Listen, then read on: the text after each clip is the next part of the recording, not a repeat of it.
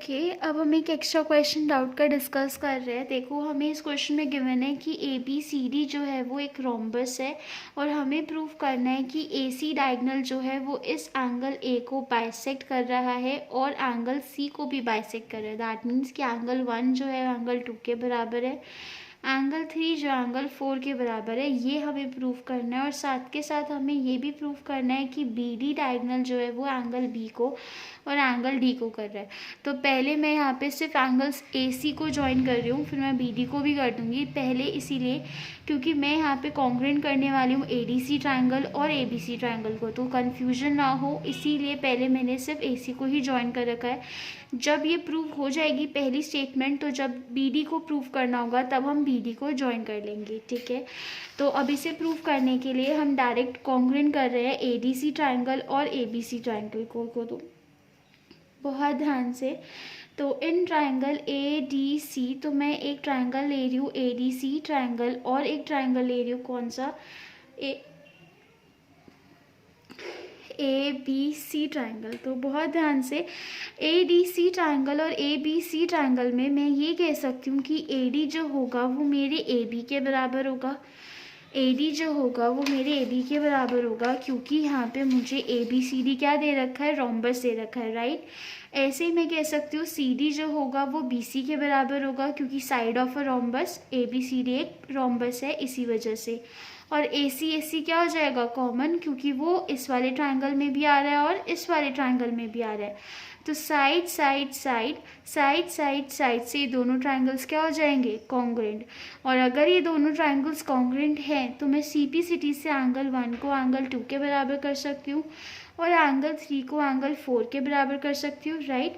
तो पहली चीज़ ये प्रूव हो जाएगी कि ए सी डायगनल जो है वो बाइसेक्ट करता है एंगल ए को, यानी कि 2 इक्वल हिस्सों में डिवाइड करता है, और साथ के साथ एंगल सी को भी बाइसेक्ट करता है। तो हमने क्या किया, हमने सबसे पहले ट्राइंगल लिए A D C A B सी, जिसमें मैंने बोला कि ए डी जो होगा वो बराबर होगा ए बी के reason side of a rhombus, क्योंकि ये हमारी रोम्बस की क्या है, साइड है।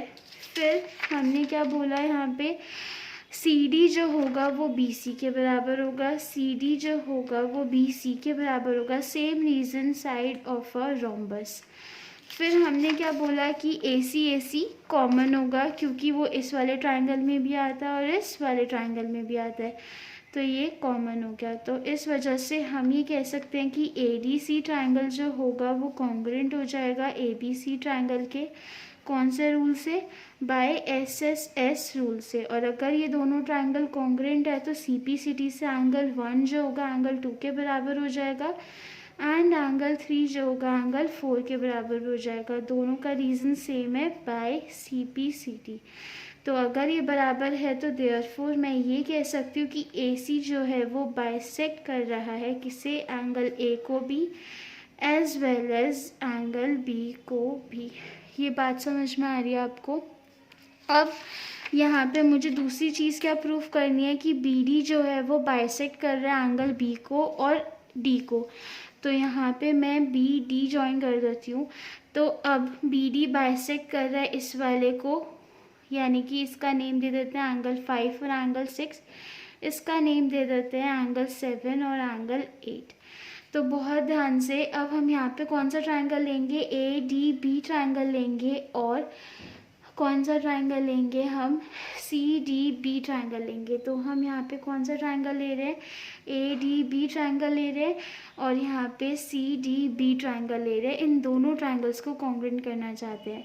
अगर कन्फ्यूजन हो रहा है क्योंकि हमने ऐसे क्रॉस कर रखे हैं कौन से ट्राइंगल, तो मैं ये ए डी बी ट्राइंगल ले रही हूँ और दूसरा ये वाला ए सी डी बी ट्राइंगल ले रही हूँ। तो इसके लिए मैं यहाँ पे एक अलग से फिगर बना रही हूँ रफ में, सो दैट ये क्लियर हो जाए चीज़, जिसमें मैं सिर्फ बी डी डायगनल को ही कंस्ट्रक्ट करूँगी, ए सी को नहीं। तो ये हमारा ए बी सी डी एक रोम्बस है जिसमें मैंने बी डी बनाया है, इससे एंगल 5 लिया है, इससे एंगल 6 लिया है, इससे एंगल 7 लिया है, इससे एंगल 8 लिया है। अब मैं कर रही हूँ कॉन्ग्रुएंट कौन से ट्राइंगल्स, ए डी बी और सी डी बी। तो now in triangle ADB and triangle CDB। तो अब हम ADB ट्राइंगल और CBD ट्राइंगल को कॉन्ग्रुएंट कर रहे हैं। कैसे? सेम वही चीज़, AD जो होगा वो DC के बराबर होगा, side of a rhombus. AB जो होगा वो BC के बराबर होगा, साइड ऑफ अ रोम्बस। और BD क्या हो जाएगा? कॉमन हो जाएगा, क्योंकि डायगोनल दोनों में आता है। तो इस वजह से ये दोनों ट्राइंगल्स क्या हो जाएंगे? कॉन्ग्रुएंट। और अगर ये दोनों ट्राइंगल्स कॉन्ग्रुएंट है तो एंगल 5 एंगल 6 के बराबर हो जाएगा, एंगल 7 एंगल 8 के बराबर हो जाएगा बाय CPCT। और फिर हम कह सकते हैं कि BD डायगोनल ने इस एंगल B को भी और साथ के साथ एंगल D को भी क्या कर दिया है? बाइसेक्ट कर दिया है, दो इक्वल हिस्सों में डिवाइड कर दिया है।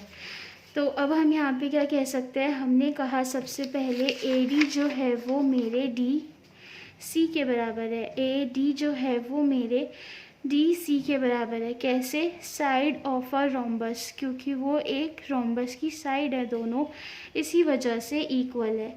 BD जो है वो BD के बराबर है। कैसे? दोनों में कॉमन आ रहा है। ओके, AB जो है वो मेरे BC के बराबर है। कैसे? साइड ऑफ अ रोम्बस, क्योंकि वो हमारी साइड है रोम्बस की। और अब ये दोनों ट्राइंगल्स क्या हो गए? कॉन्ग्रुएंट। तो ADB ट्राइंगल जो होगा वो CDB ट्राइंगल के कॉन्ग्रुएंट हो जाएगा। कैसे? By SSS rule.